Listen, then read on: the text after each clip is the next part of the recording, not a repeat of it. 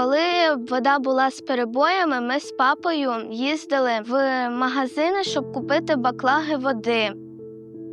Коли вода закінчувалась, наприклад, ночі, не можна було попити води. Свердловини – це єдине джерело водопостачання в селищі Велика Олександрівка, де проживає понад 8 тисяч населення. Тут немає природних водойм, немає річки.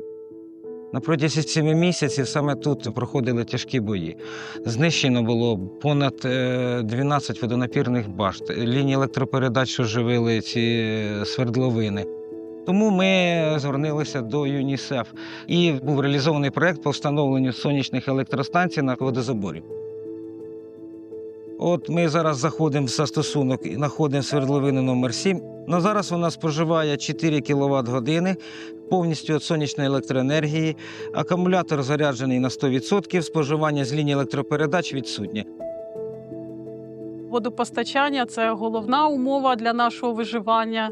І на сьогоднішній день в нас вода взагалі без перебоїв.